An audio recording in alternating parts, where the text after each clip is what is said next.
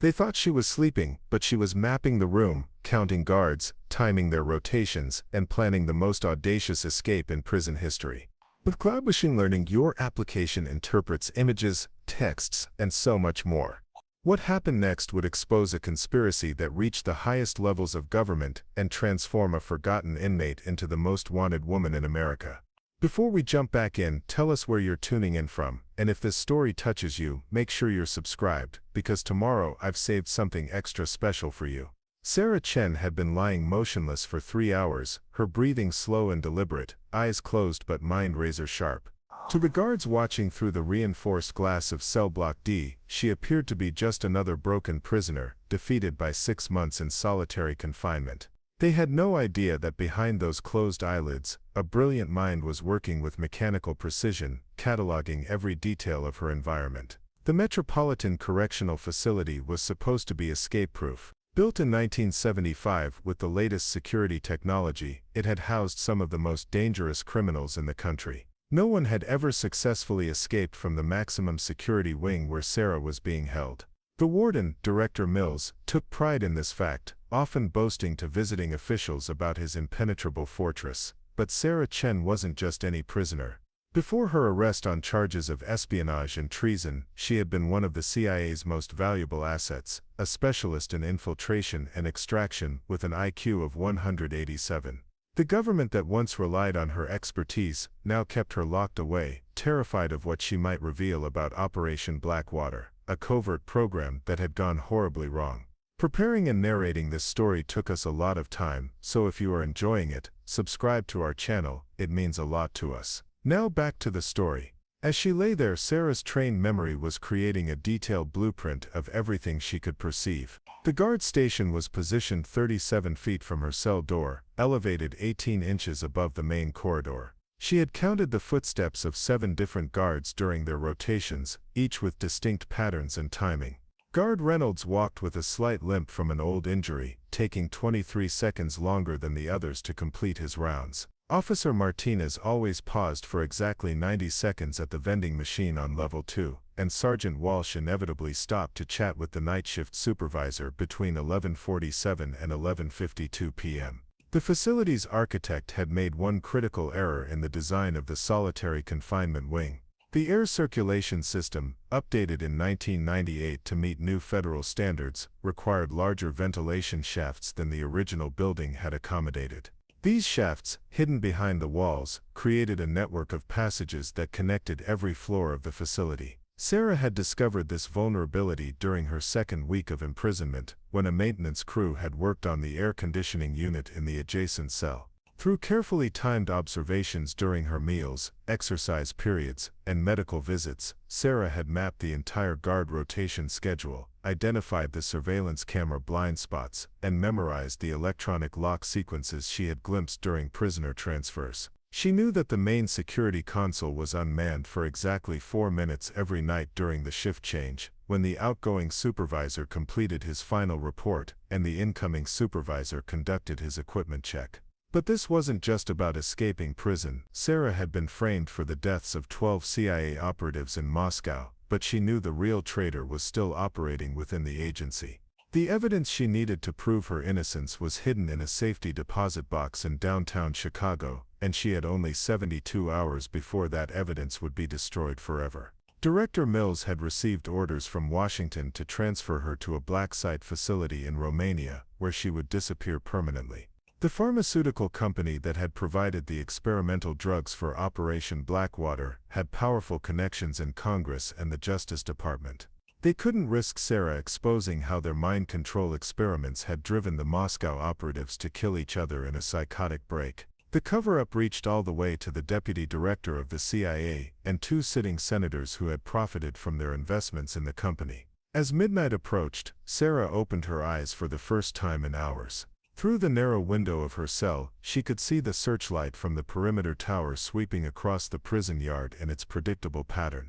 The winter storm that had been building all day was finally beginning, with heavy snow that would reduce visibility and mask any sounds she might make during her escape attempt. She had identified 17 different variables that needed to align perfectly for her plan to succeed. The guard rotations, the electronic systems, the weather conditions, even the meal schedule that would determine which corridors were accessible at specific times. Sarah had been a puzzle solver her entire life, from her childhood as a mathematics prodigy to her years as an intelligence operative, and this was the most complex puzzle she had ever attempted to solve. The clock on the wall showed 11:43 p.m. In exactly 4 minutes and 17 seconds, Guard Reynolds would begin his final round before the shift change. That would be her window to begin the most dangerous phase of her plan. Sarah took a deep breath and prepared to transform from a seemingly defeated prisoner into the predator she had always been. 6 months earlier, Sarah Chen had been living a completely different life. As senior intelligence analyst for the CIA's Moscow station, she commanded respect from colleagues and fear from foreign agents who knew her reputation. Her apartment in Langley overlooked the Potomac River, and her government-issued Mercedes sat in the secure parking garage beneath the building. She was 34 years old, unmarried by choice, and at the peak of her career. The morning of March 15th began like any other. Sarah arrived at CIA headquarters at 6:30 a.m., her security badge granting her access to some of the most classified areas in the building. She had been working on Operation Blackwater for 18 months, a joint venture between the CIA and a private pharmaceutical company called Nexus Therapeutics. The project was developing advanced interrogation techniques using experimental psychoactive compounds. Dr. Marcus Webb, Nexus's lead researcher, had promised revolutionary results. The new drugs could allegedly break down psychological barriers in subjects without leaving physical traces, making traditional torture obsolete. The potential applications were enormous, from extracting information from captured terrorists to turning enemy agents into unwitting double operatives. Senator Patricia Coleman and Senator James Richardson had personally endorsed the project, citing national security interests. Sarah's role was to oversee field testing of the compounds on captured foreign agents in Moscow. 12 experienced CIA operatives had volunteered for the assignment, believing they were participating in a routine counterintelligence operation. The team included some of her closest friends and most trusted colleagues, people she had worked with for over a decade. The first signs that something was wrong came through encrypted communications from team leader David Morrison. His reports became increasingly erratic, describing paranoid behavior among team members and unexplained violent incidents. Morrison himself sounded different in their coded telephone conversations, his usually calm demeanor replaced by nervous energy and disjointed speech patterns. On March 14th, Sarah received the final transmission from Moscow. Morrison's voice was barely recognizable as he described a complete breakdown in team discipline. The operatives had begun attacking each other, convinced that their colleagues were enemy infiltrators. By the time Russian authorities responded to reports of gunfire in the safe house, all 12 Americans were dead in what appeared to be a coordinated murder-suicide. The official CIA report classified the incident as a terrorist attack by Russian intelligence services. The story given to the media described a heroic last stand by American operatives who died protecting vital national security information.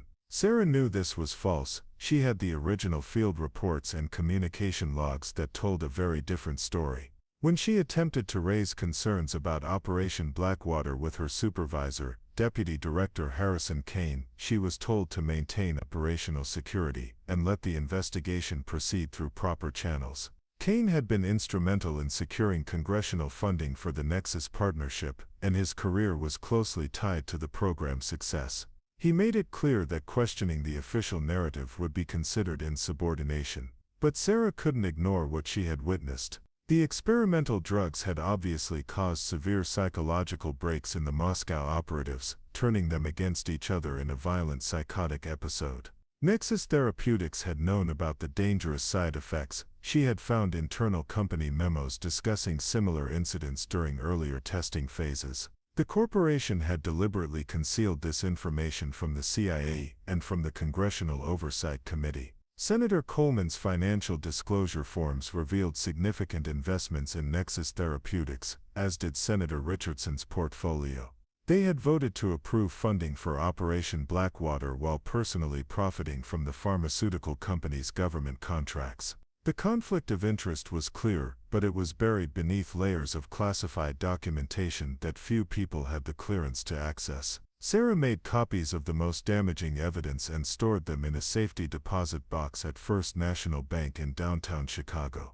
The bank had been recommended by a lawyer friend who specialized in whistleblower protection cases. She planned to contact investigative journalists and congressional ethics committees once she had assembled a complete case file. 3 days after the Moscow incident, FBI agents arrived at Sarah's apartment with an arrest warrant. They claimed to have evidence that she had been secretly working for Russian intelligence services, providing information that led to the deaths of the 12 operatives. The evidence was circumstantial but compelling: financial records showing suspicious payments to offshore accounts, communication logs that suggested contact with known Russian agents, and testimony from witnesses who claimed they had seen Sarah meeting with foreign contacts. Sarah realized immediately that she was being framed. Someone with access to CIA databases had manufactured the evidence against her, creating a false narrative that would discredit her credibility and silence her permanently.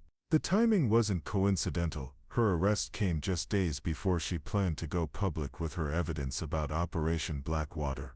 During her arraignment, Sarah's court-appointed attorney advised her to accept a plea bargain in exchange for a reduced sentence. The prosecutor, District Attorney William Foster, painted her as a traitor who had betrayed her country for money. Foster's campaign finances showed significant contributions from executives at Nexus Therapeutics, another piece of the conspiracy that was gradually becoming clear. As she was transferred to the Metropolitan Correctional Facility to await trial, Sarah understood that conventional legal remedies would not save her.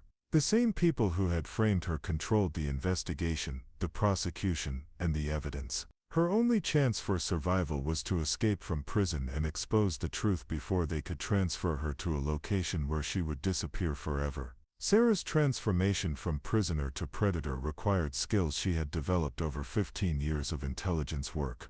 In CIA training, recruits learned that observation was both an art and a science, requiring patience, memory techniques, and the ability to detect patterns that others missed. These skills became her primary weapons as she began mapping every detail of her environment. The human brain processes thousands of sensory inputs every minute, but most people consciously notice only a fraction of what they observe. Sarah had trained herself to capture and catalog information at a subconscious level, building detailed mental maps of any environment she entered.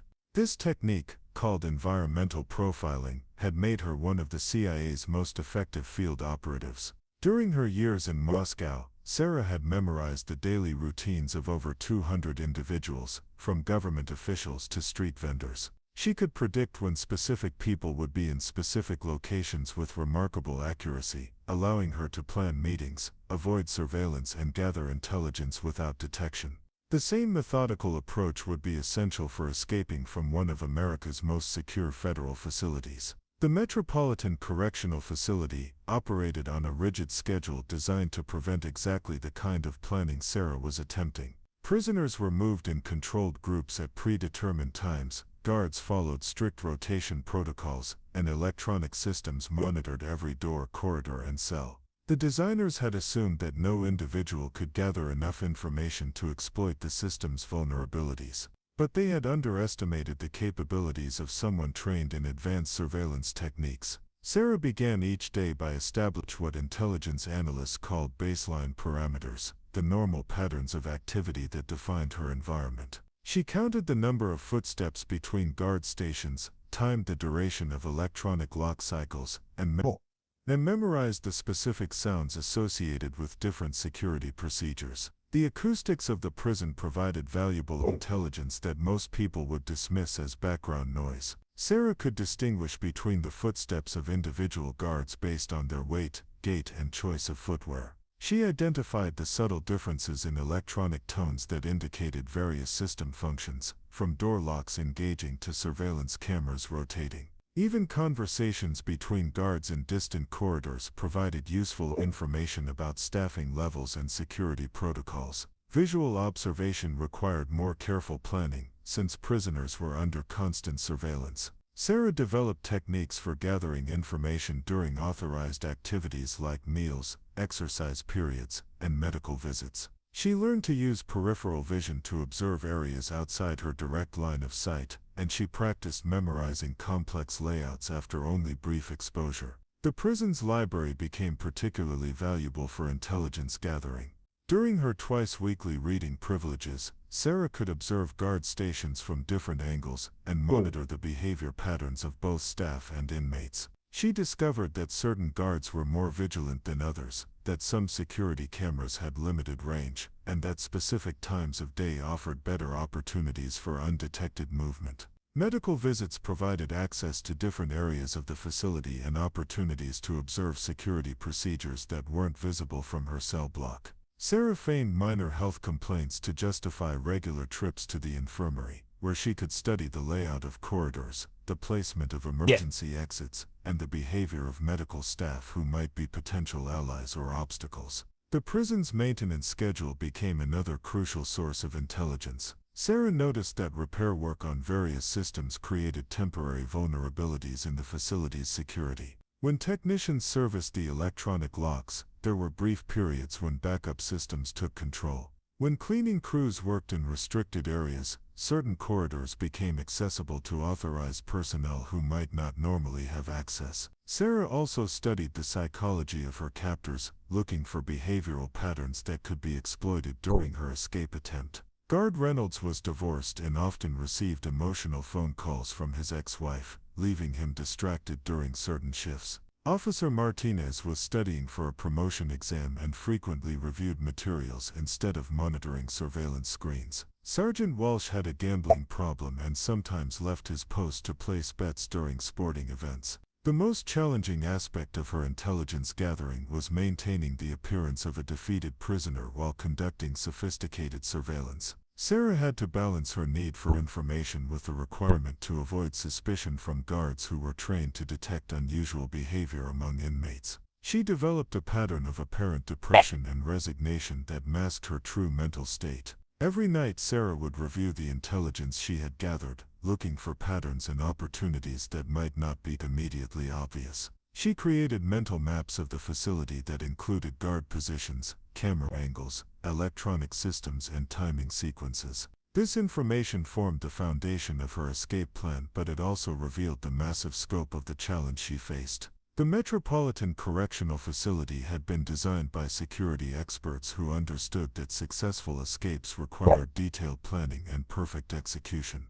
They had created multiple redundant systems specifically to prevent the kind of intelligence gathering Sarah was conducting. But they had also made assumptions about the capabilities and determination of their prisoners that would prove to be their downfall. As Sarah refined her understanding of the prison's operations, she began to see opportunities that existed in the spaces between systems, during the brief moments when one security protocol ended and another began. These windows of vulnerability were measured in seconds rather than minutes, but they represented her only chance for freedom and the opportunity to expose the conspiracy that had destroyed her life. Sarah quickly discovered that the Metropolitan Correctional Facility contained a complex social ecosystem that could either help or hinder her escape plans. Among the 2,847 inmates were former intelligence operatives, military personnel, organized crime figures, and white-collar criminals with connections to powerful networks outside the prison walls. Understanding these relationships became crucial for identifying potential allies and avoiding dangerous enemies. Cell Block D housed some of the facility's most dangerous inmates, but it also contained individuals with skills that Sarah recognized as potentially valuable. Marcus Williams was a former Army Special Forces operator who had been convicted of selling weapons to foreign agents. Despite his criminal conviction, Williams retained the tactical knowledge and physical capabilities that made him a formidable ally or a dangerous enemy. 3 cells down from Sarah was Elena Volkov, a Russian intelligence operative who had been captured during a spy exchange gone wrong.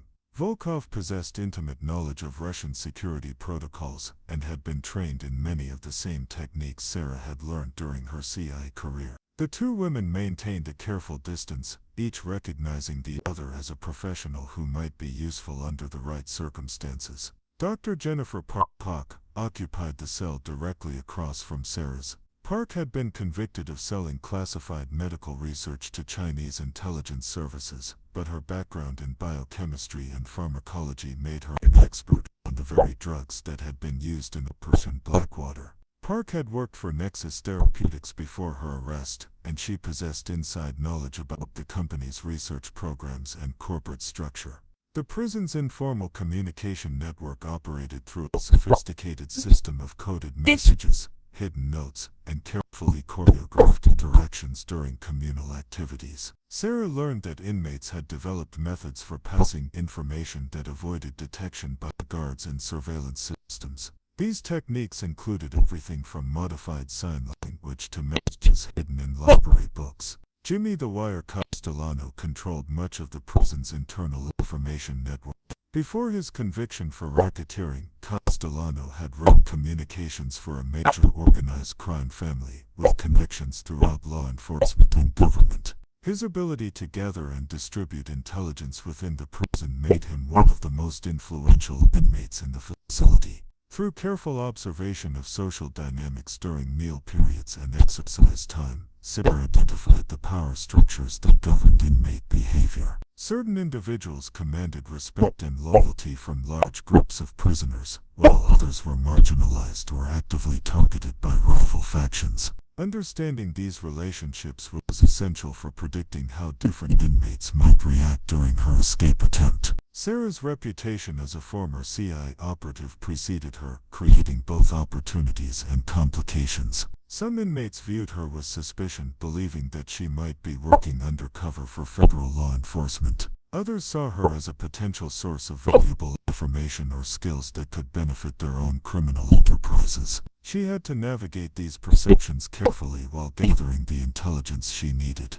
The prison's work programs provided opportunities for inmates to access different areas of the facility and interact with staff members who might be susceptible to bribery or manipulation. Sarah volunteered for kitchen duty, which allowed her to observe the daily routines of food service personnel and study the layout of areas that were normally off-limits to prisoners. During her time in the kitchen, Sarah discovered that several staff members were involved in smuggling operations that brought contraband into the facility. Guard Captain Torres had gambling debts that made him vulnerable to financial incentives, while food service supervisor Rachel Martinez was supporting a drug-addicted son and needed money for rehabilitation programs. The prison's phone system became another source of valuable intelligence. Inmates were allowed monitored calls to approved contacts, but Sarah learned that certain phones had technical vulnerabilities that could be exploited by people with the right knowledge. She discovered that Dr. Park had identified a way to make unmonitored calls during specific maintenance windows. Sarah also studied the relationships between guards and inmates, looking for signs of corruption or personal connections that might be exploited.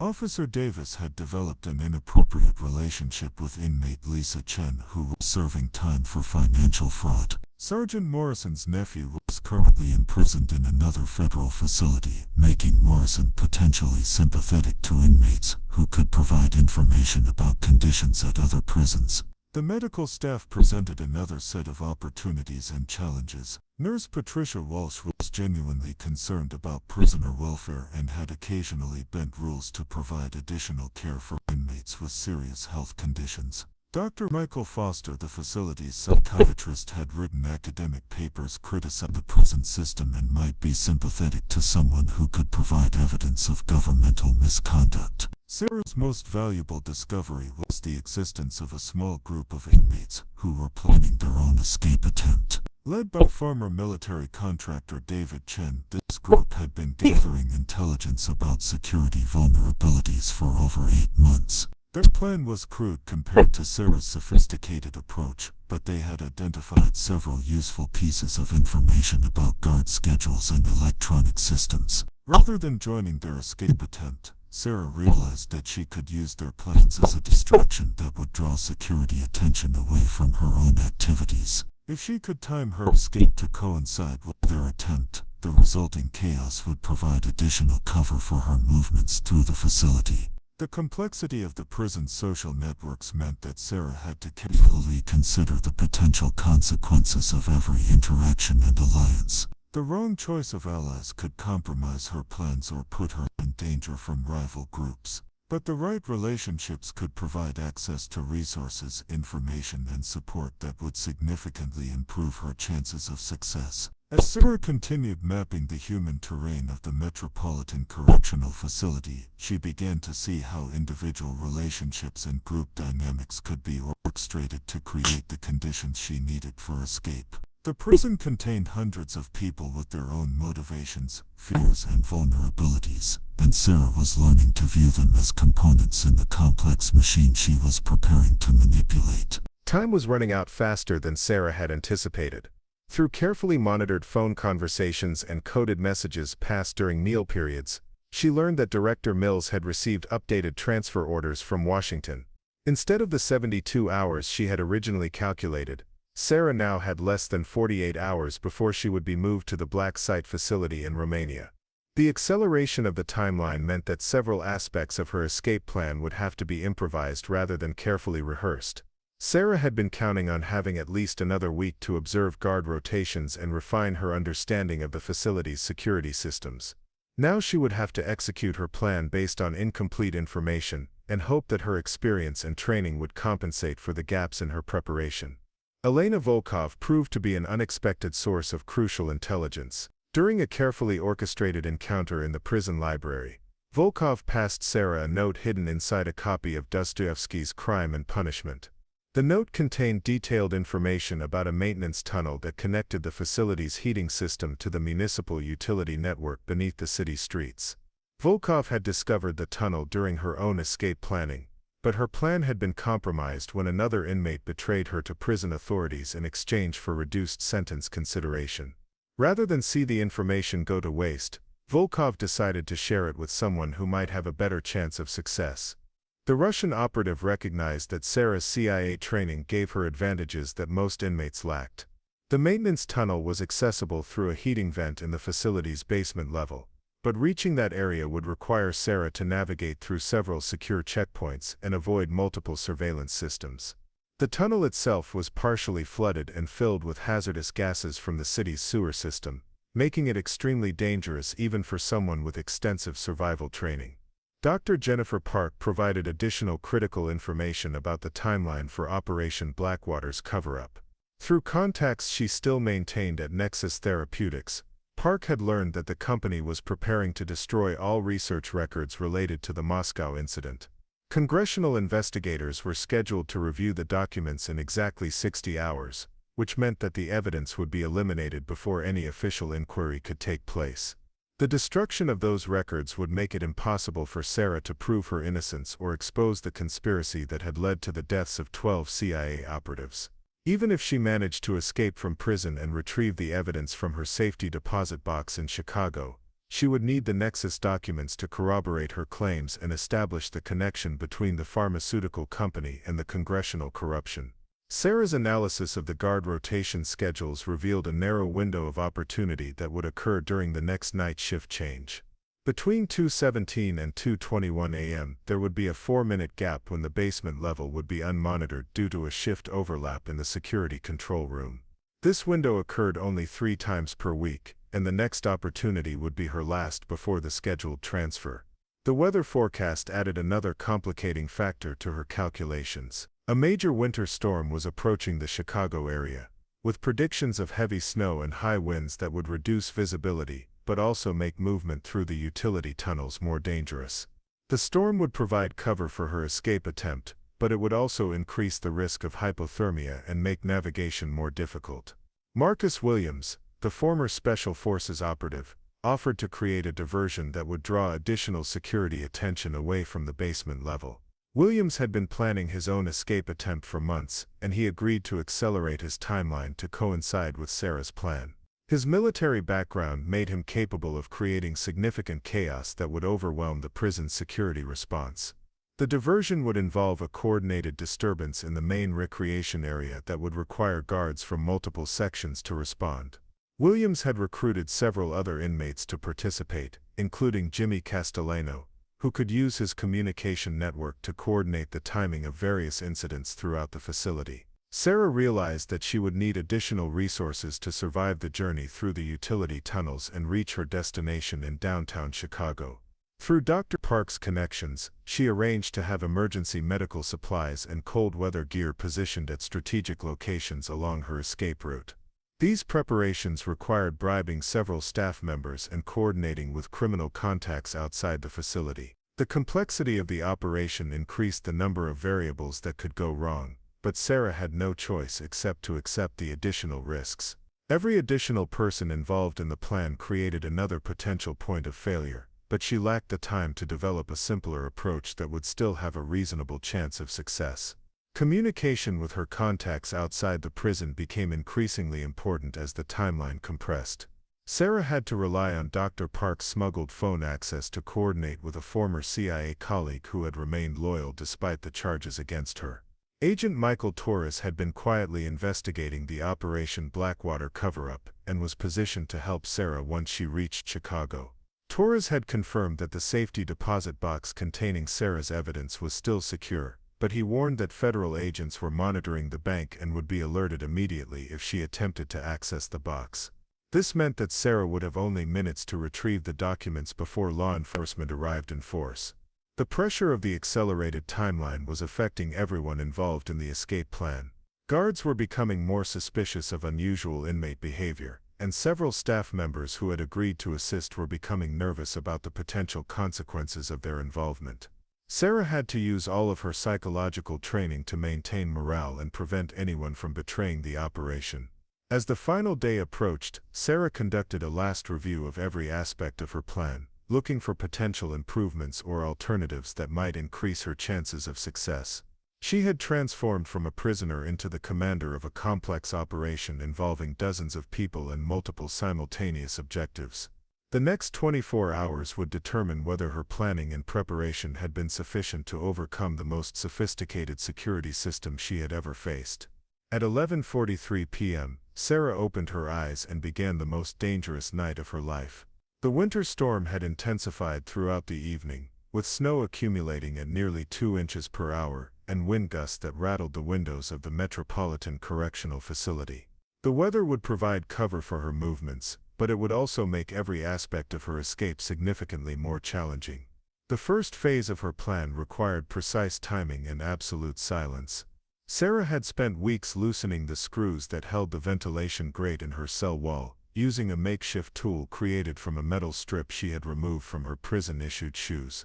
The grate was now held in place by only minimal pressure, allowing her to remove it without making any detectable noise. At exactly 11:47 p.m., Guard Reynolds began his final patrol before the shift change.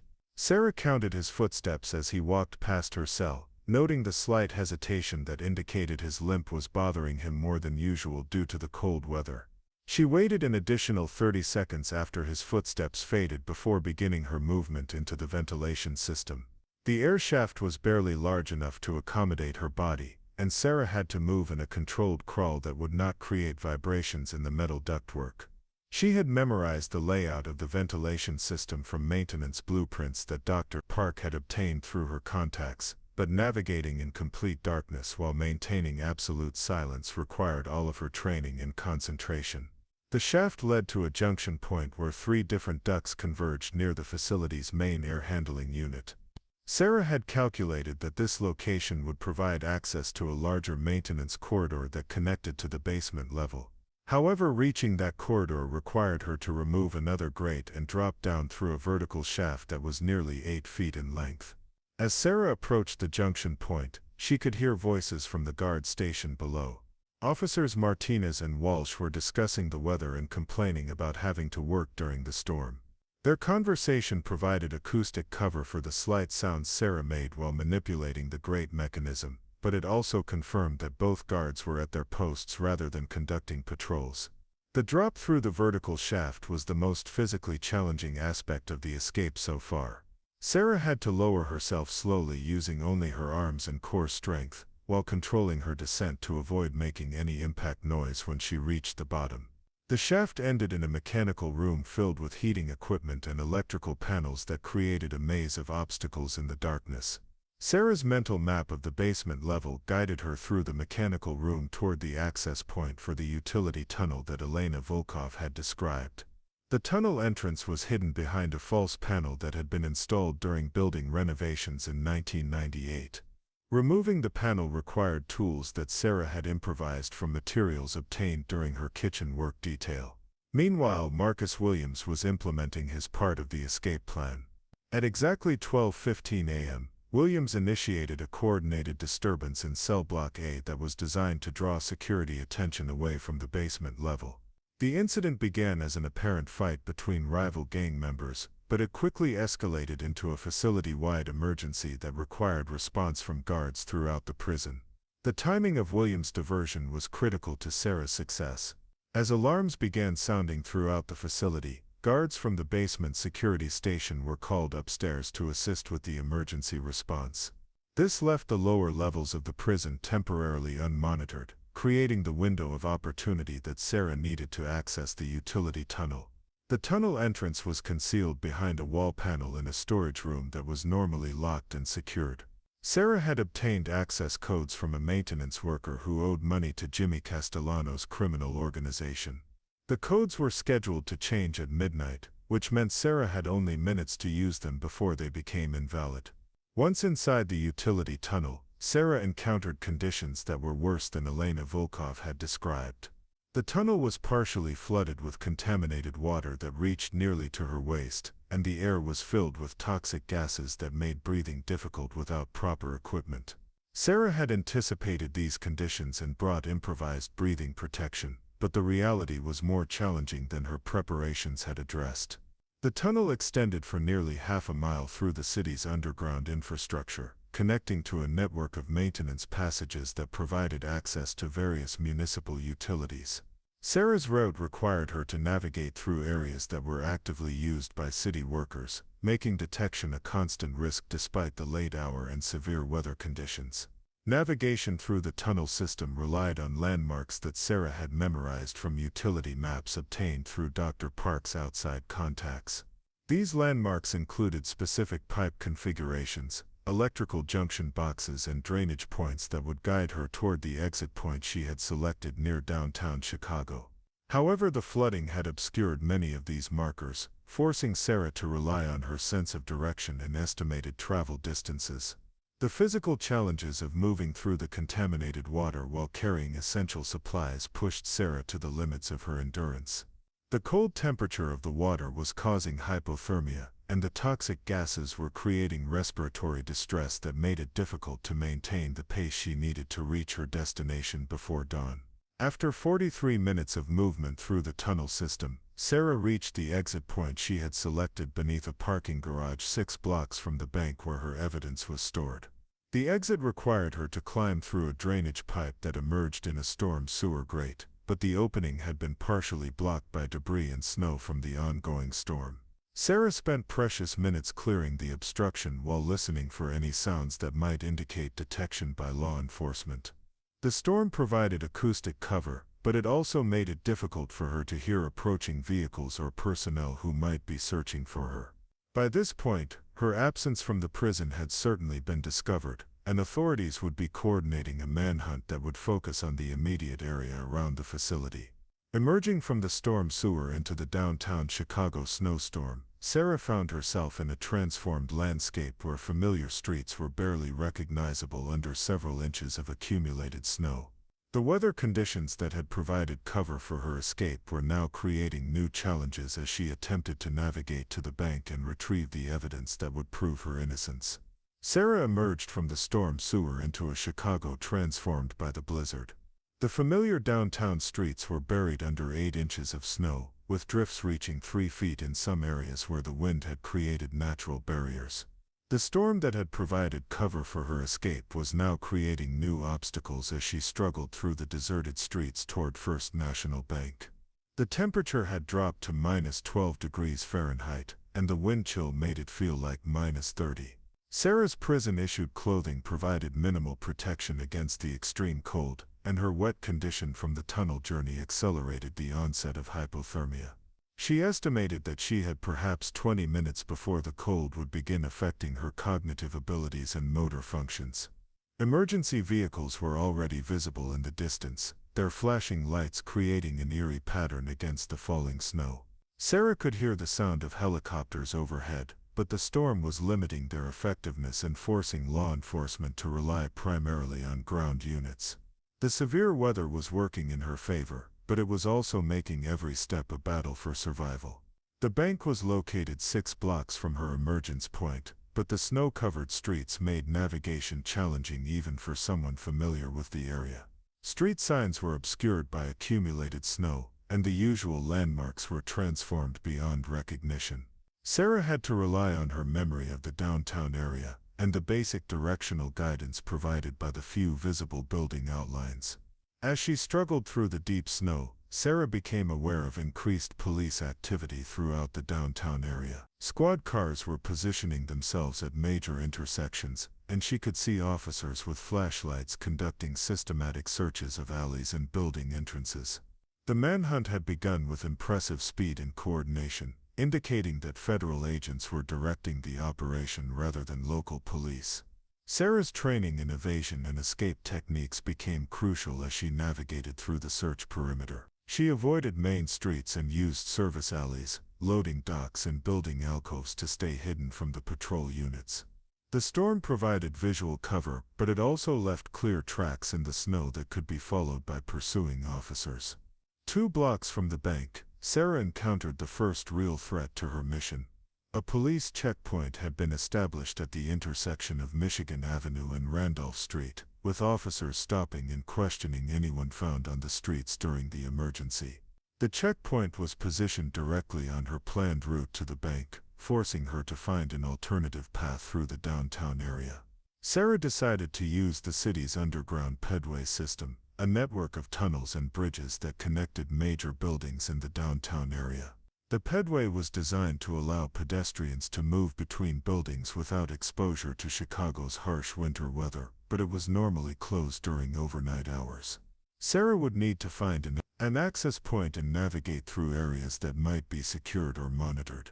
The entrance to the pedway system that Sarah selected was located in the basement of a residential building 3 blocks north of her target. The building's security was minimal, consisting of a single electronic lock that Sarah was able to bypass using techniques she had learned during her CIA training. Once inside, she found herself in a maze of corridors that connected to dozens of buildings throughout the downtown area.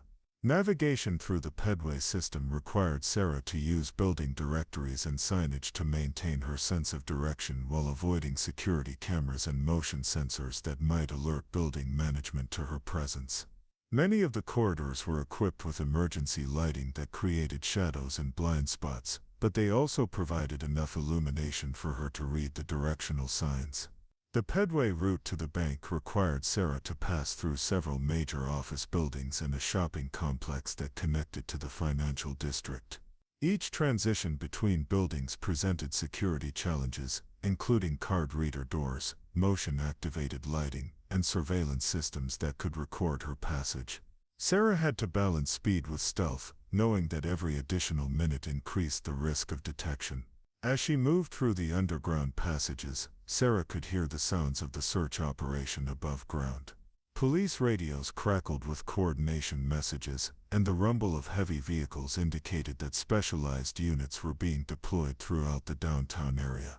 The intensity of the response confirmed that her escape had been discovered quickly and that federal resources were being mobilized to recapture her.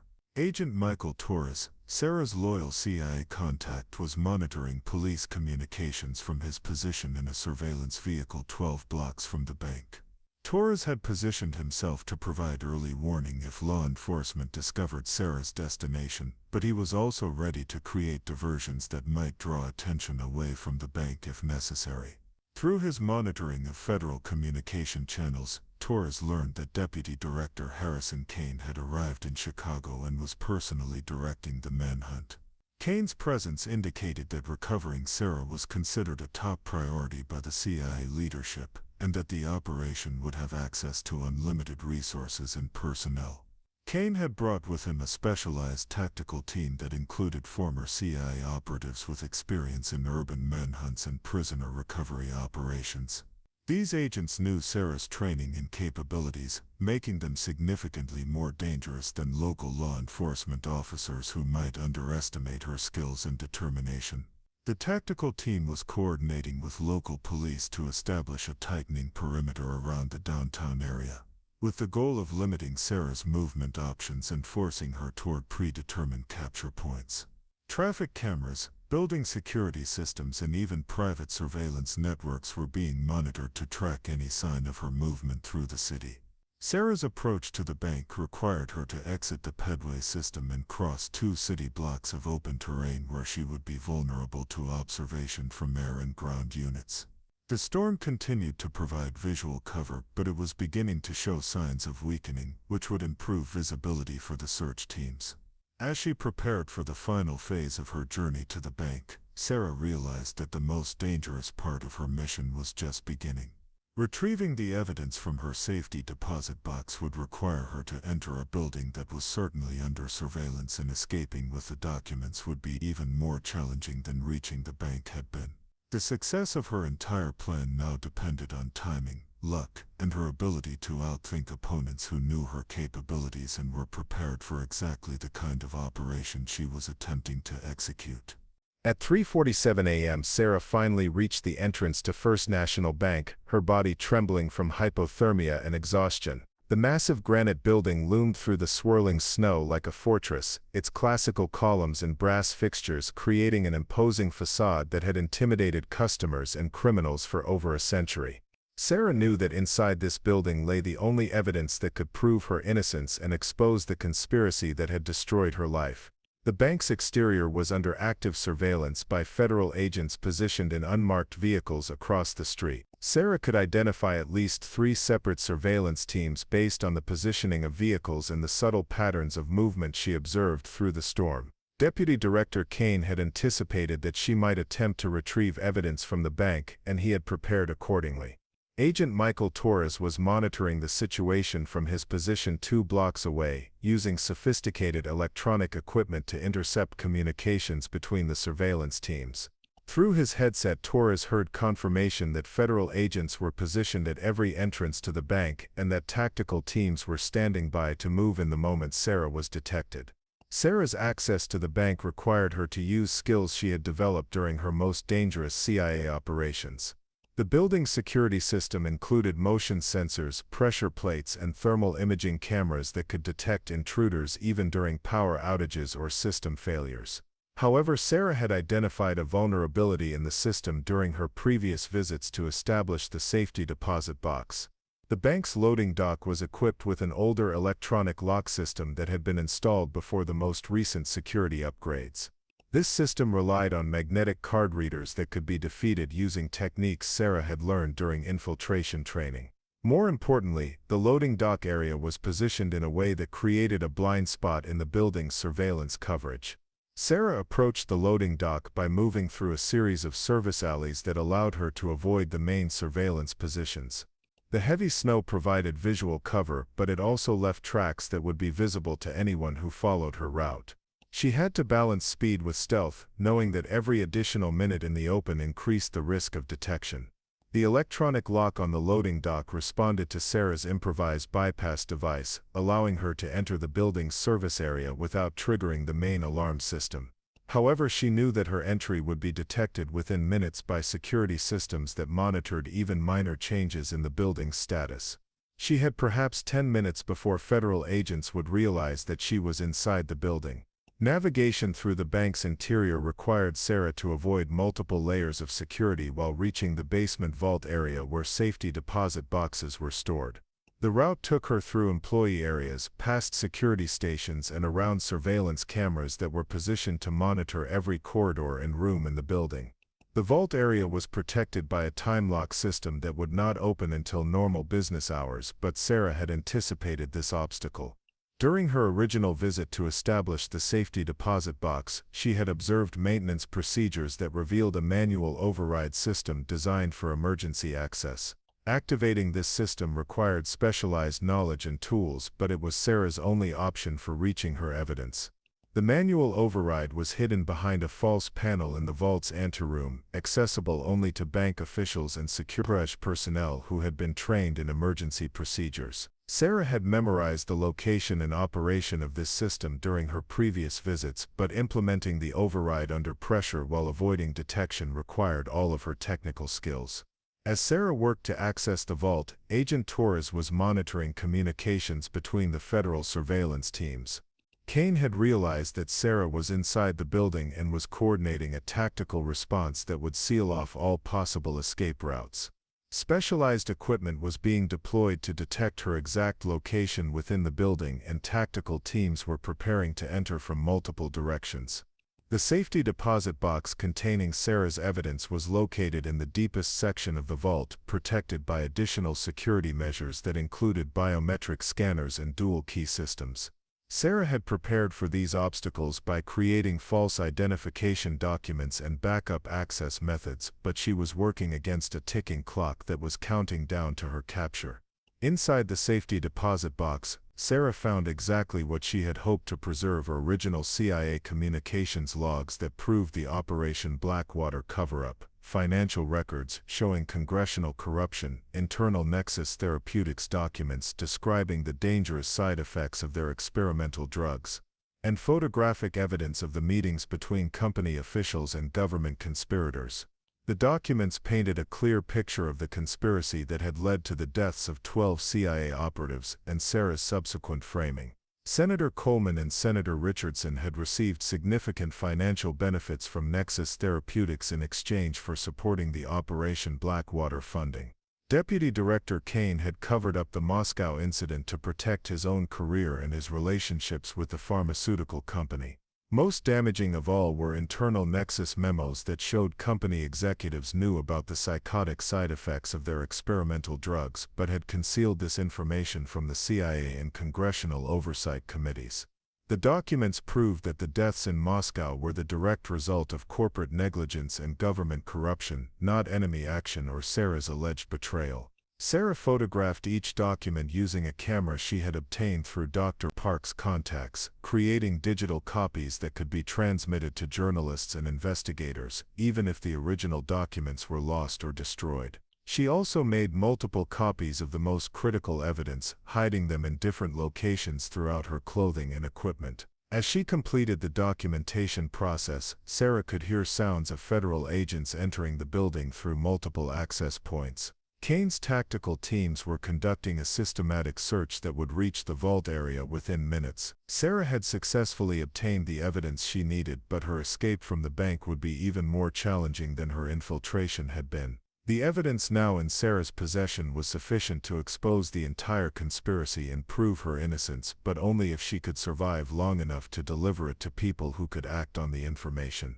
The next phase of her mission would require her to evade a coordinated manhunt while finding trustworthy contacts who could help her reveal the truth to the world. With federal agents closing in on the vault area, Sarah activated the most dangerous phase of her escape plan. The evidence she had retrieved was now secured in waterproof containers hidden throughout her clothing, but getting out of the bank alive would require her to outmaneuver some of the most skilled tactical operatives in the world. Deputy Director Kane had brought his best people to Chicago, and they were preparing to end this chase permanently. Sarah's exit strategy relied on creating chaos that would overwhelm the tactical team's ability to coordinate their response. She had identified the bank's fire suppression system as a potential weapon that could be turned against her pursuers. By triggering the system manually, she could create visual cover while simultaneously activating emergency protocols that would complicate federal operations. The fire suppression system was controlled from a maintenance panel located one floor above the vault area.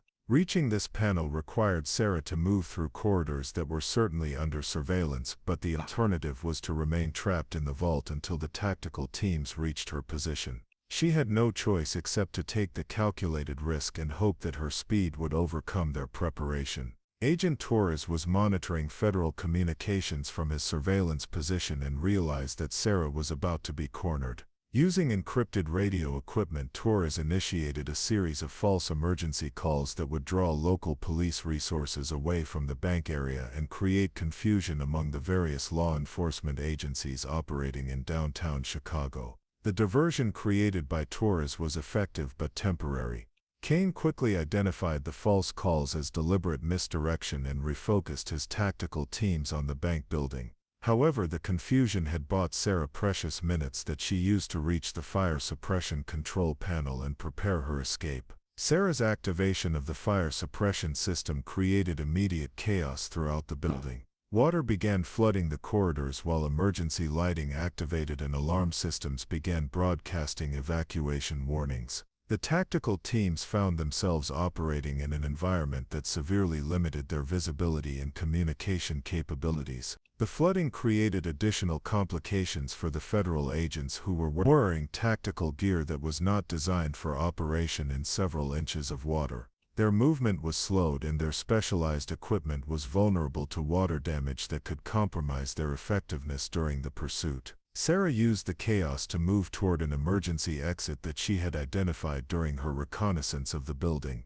This exit led to a fire escape that provided access to the building's roof, where she could potentially escape using urban climbing techniques she had learned during CIA training. The roof of the bank building was covered in snow and ice that made movement extremely dangerous, but it also provided access to adjacent buildings through a series of maintenance bridges and utility connections. Sarah's plan was to use these connections to reach a building several blocks away where Agent Torres was waiting with transportation and communication equipment. Kane's tactical teams were adapting to the flooding and had begun coordinating their search more effectively. They had identified Sarah's most likely escape routes and were positioning personnel to intercept her regardless of which path she chose. Kane himself was directing operations from a command vehicle that was equipped with sophisticated surveillance and communication equipment. As Sarah moved across the rooftops of downtown Chicago, she became aware that her position was being tracked by thermal imaging equipment mounted on helicopters that were operating despite the continuing storm. The aircraft were maintaining their distance to avoid detection, but they were providing real-time intelligence about her movement to the ground teams. Sarah's escape route took her across 5 different buildings before reaching the structure where Torres was positioned. Each transition between buildings required her to overcome physical obstacles while avoiding detection by the aerial surveillance units. The combination of extreme cold, physical exhaustion, and constant danger was pushing her to the limits of human endurance. Torres had prepared multiple escape vehicles and routes that would allow them to leave the downtown area once Sarah reached his position.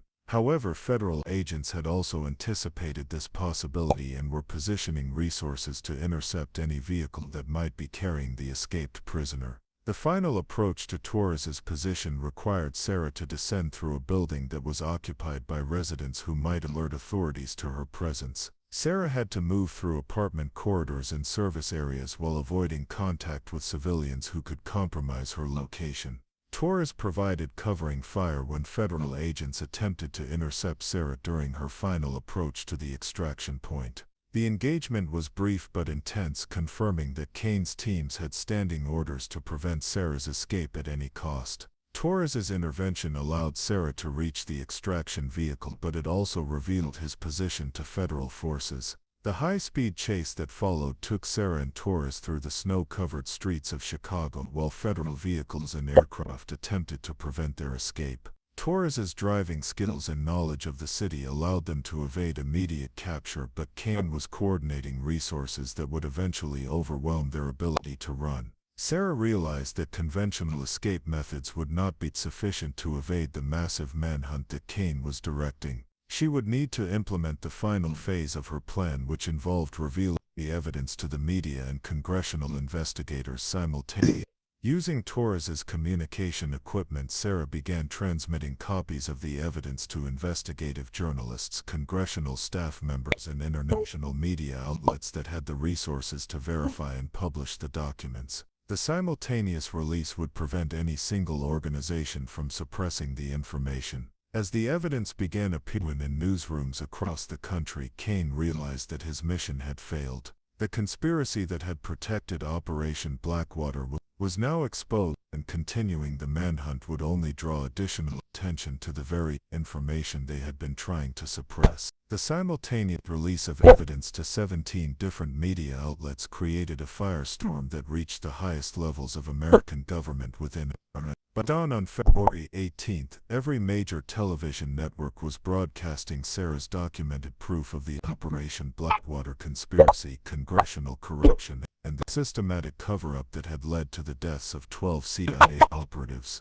Senator Patricia Coleman was the first to fall. By 8:30 a.m., investigative reporters had confirmed her financial connections to Nexus Therapeutics and her role in approving funding for the experimental drug program while personally profiting from the company's government contract. Coleman's office issued a brief statement denying wrongdoing before her attorney advised her to stop communicating with the media entirely. Senator James Richardson attempted to distance himself from the scandal by claiming he had been misled by Nexus executives about the safety of their experimental compound. However, Sarah's evidence included internal company emails that showed Richardson had been fully informed about the dangerous side effects and had chosen to ignore the risks in exchange for continued funding. Deputy Director Harrison Kane's career ended before noon when CIA Director Amanda Walsh called for his immediate resignation and announced a comprehensive investigation into his handling of Operation Blackwater.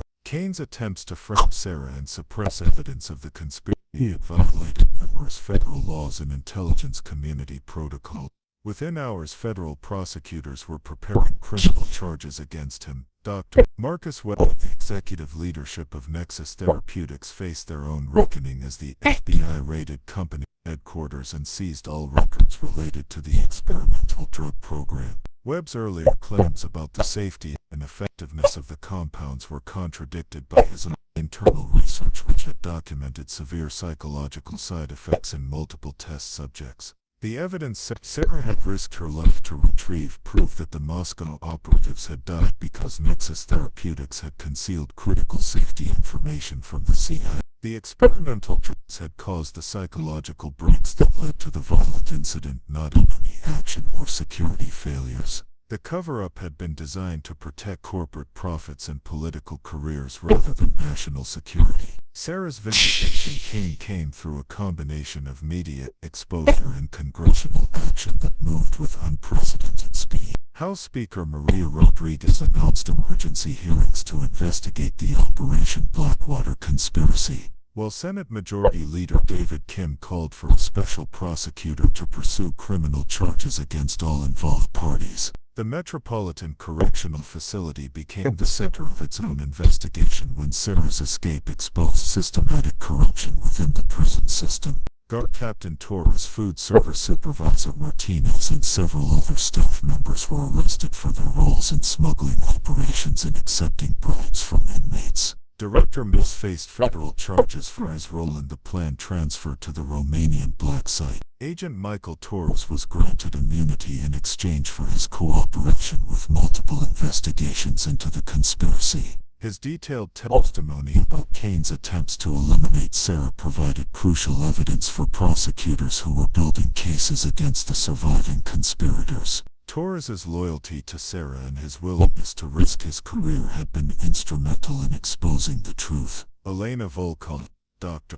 Jennifer Park, and Marcus Williams received reduced sentences in recognition of their assistance in Sarah's escape and their cooperation with investigators examining corruption within the federal prison system. Volkov was eventually exchanged for American prisoners held in Russia, while Park and Williams were transferred to minimum security facilities with eligibility for early parole. The international implications of the Operation Blackwater scandal reached far beyond American borders. Russian intelligence services released their own files on the Moscow incident, confirming Sarah's version of events and providing additional evidence of the experimental drug program's role in the operatives' deaths. The revelation damaged America's intelligence relationships with several allied nations. Congress moved quickly to implement reforms designed to prevent similar conspiracies from developing in the future. New oversight requirements were established for partnerships between intelligence agencies and private corporations, while enhanced financial financial disclosure rules were imposed on members of Congress who voted on defense and intelligence funding. Sarah's legal Rehabilitation requires several months of complex proceedings, but the overwhelming evidence of her innocence and the conspiracy against her led to the dismissal of all charges. Federal prosecutors acknowledged that she had been the victim of an elaborate framework designed to silence her knowledge of criminal activities within the intelligence community. The civil lawsuit that Sarah filed against Nexus Therapeutics, the involved government officials, and the Federal Bureau of Prisons resulted in a settlement that acknowledged the violations of her constitutional rights and provided compensation for her wrongful imprisonment. The settlement also included provisions for ongoing medical monitoring due to her exposure to toxic chemicals during the escape. Sarah's return to intelligence work came through an offer from the newly reformed CIA leadership, which recognized that her experience and skills were exactly what the agency needed to rebuild trust and effectiveness. Director Walsh personally recruited Sarah to lead a new internal affairs division responsible for preventing the kind of corruption that had made Operation Blackwater possible. 6 months after her escape from federal prison, Sarah stood before the Senate Intelligence Committee as they voted unanimously to confirm her appointment as Associate Director for Internal Security. The same senators who had once branded her a traitor now praised her courage and dedication to exposing corruption and protecting American interests. The Operation Blackwater conspiracy had been completely dismantled, but Sarah's work was far from finished. Her new position gave her the authority and resources to investigate other potential cases of corruption within the intelligence community, ensuring that the sacrifice of the 12 Moscow operatives would not be forgotten and that similar conspiracies could never again threaten American security. The woman who had once been America's most wanted fugitive had become one of its most respected protectors, proving that sometimes the greatest patriotism is the willingness to risk everything to expose the truth. Up next, you've got 2 more standout stories right on your screen. If this one hit the mark, you won't want to pass these up. Just click and check them out. And don't forget to subscribe and turn on the notification bell so you don't miss any upload from us.